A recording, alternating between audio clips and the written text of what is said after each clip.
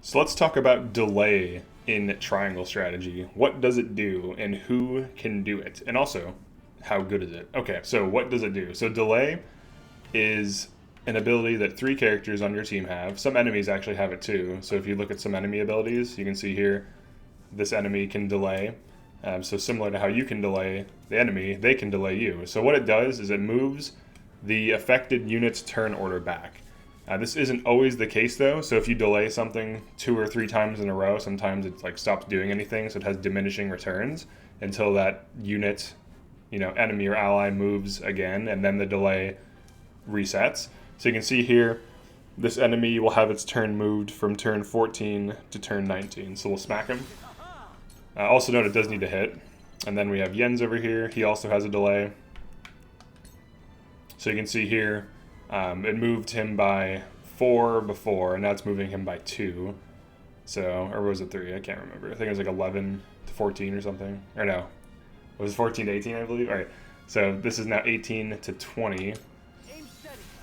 So we've delayed him a second time, and then we'll have Big Boss, Metal Gear Solid reference, I believe, use Impending Strike. And you can see here it doesn't do anything now. So the first delay is always the strongest, generally speaking. The second delay is still like somewhat effective. It still does something, though not that much. And then the third delay typically does nothing at all. So this is a delaying ability. We've delayed this enemy. So yeah, so he's been delayed 3 times and it has diminishing returns.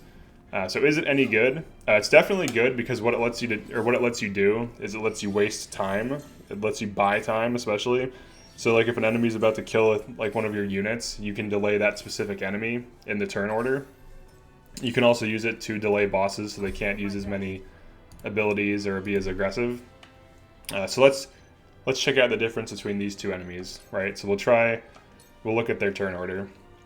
So in this case, this guy only gets moved from 5 to 6, so that's barely even worth doing. And in this case, this guy, who's already been delayed, moves from 8 to 12. So let's do that. Just put that on him. And that's the one we've been delaying, I believe. It could be this one. It's hard to keep track of all these things mentally while I'm explaining things, but we will continue to test it. All right, so now we can see that this guy moves back 4, and this guy that's about to go moves back 1. So it's kind of weird how it works. Like you generally want to check to see who gets delayed by what, because like in some cases it'll just delay an enemy by a single turn and does nothing. Well, actually I do know which one was delayed. It's the one that's taking damage. So all right, so yeah, so this guy, so strangely this guy hasn't been delayed at all, and you can see here like how kind of inconsistent it can be. It moves like he's still just going to get moved by 1 turn, but then if we delay this guy, who we've delayed a few times, it actually won't delay him at all anymore, but it keeps like resetting. So, all right, so what we'll do is we'll delay them both, essentially doing nothing. We'll allow them to both go. So this guy goes. That generally will reset their ability to be delayed again. Some more enemies. Delay can be strange though, like sometimes when you delay an enemy and they're about to go, it'll push them back like 10 turns if they haven't been delayed at all. That's something that can happen. As to why it happens, it's not clear. So like if we look at some different stats, like if we look at his speed, we have 25 speed, 25 speed. So there's nothing about either one of these enemies that would cause one to be delayed less than the other, and they don't have any speed increases because turn order is determined by speed. So if you have high enough speed, sometimes you go twice before an enemy goes once, and that factors in. But that's just something to keep in mind. Another thing to keep in mind is the more units on board, the more effective delay is generally.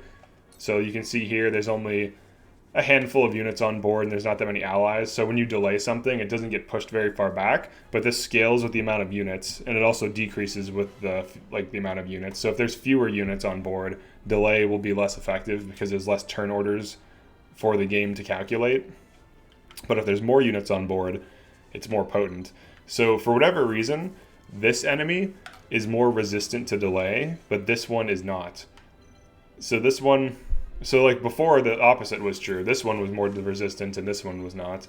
and they've both been, like, this one's been hit with more delays than this, but you can see here, like, this guy's about to go, so we can push him back like a few turn order, but then this guy we can push him back straight up 7. So it can be kind of inconsistent, but generally it will waste enemy turns and enemy time. And we can check here again. So this moves him back by 3. This moves him back by 2. So it seems that the game really wants this unit to get a turn in because it's been catching all these delays. So there might be some like passive system that allows for that, whereas this unit hasn't been delayed as much. So there might be like this general diminishing returns on these units until they make like so many turns. And then the cool thing about Travis, actually, oh, he doesn't have enough TP. He can actually delay without it being directly next to something. Alright, so we can Impending Strike. So it's kind of hard to check. Like you can see there, the 1 gets delayed by 2. And then if we hit, there we go. I hit like R over here. Now I can see that it's going to delay the one enemy by nothing, essentially. You can also check like long term what it's going to do. So delay doesn't just delay for like 1 turn. So if we look at this guy, you can see like further on down the turn order. But then if we delay this guy, he's going to die from this attack. But if we delay him, his turn 2 changes to turn 4, and then later on his turn 16 changes to 17. And then also his turn 30 changes to 32. So delay has long-term effects that you probably won't notice unless you're like really paying attention to turn order, but it can cause potentially a few missed turns. It's generally not as effective against bosses who tend to have really high speed and go twice anyways, but in this case we're able to move this enemy's turns back quite a few times. And now the other thing to consider is it could just be rearranging the order, so this enemy still gets 1 turn. Like everyone gets 1 turn, it's just the issue of when they get their 1 turn. So that's something else to consider, because it's not pushing him so far back where he's like missing turns. I mean, it is possible that it does that on initial use, but then it seems to have like diminishing returns as you continue to use it. Alright, so we'll just continue to delay these enemies. We'll start hitting these shield breakers, or shield bearers. Apologies. Apologies, my lord. So how useful is delay in a game? Like, is this like the metagame? I would say it's decent, but like if you look at these characters that it's on, the only character who I think it's really good on is Serenoa. I think it's good on Serenoa because he has other things he can do that make him really good, and Travis I don't consider to be a really good character. So I would say it's just generally best on like Serenoa, because Jens has better things to do than to delay things.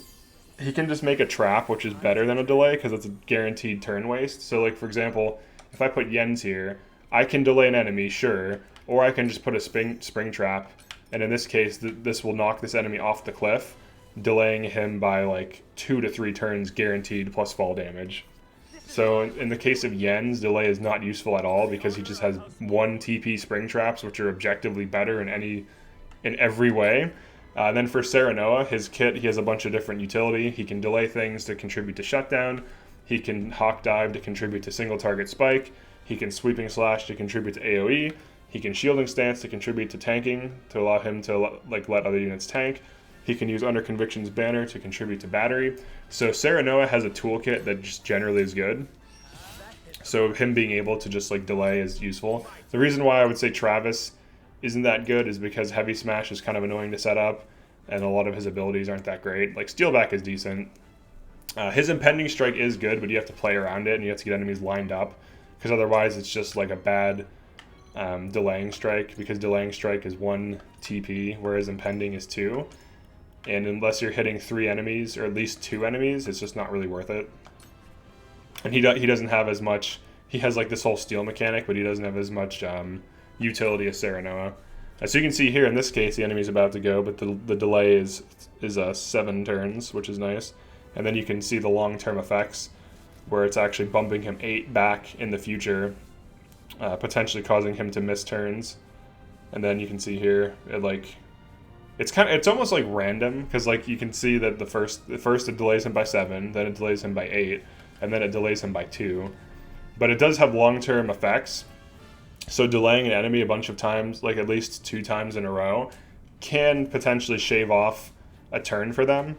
There's better ways to do this, like just through like paralyze or tempt or fury, because like if you fury an enemy correctly, it's not going to be doing much, and it's just basically wasting its turns.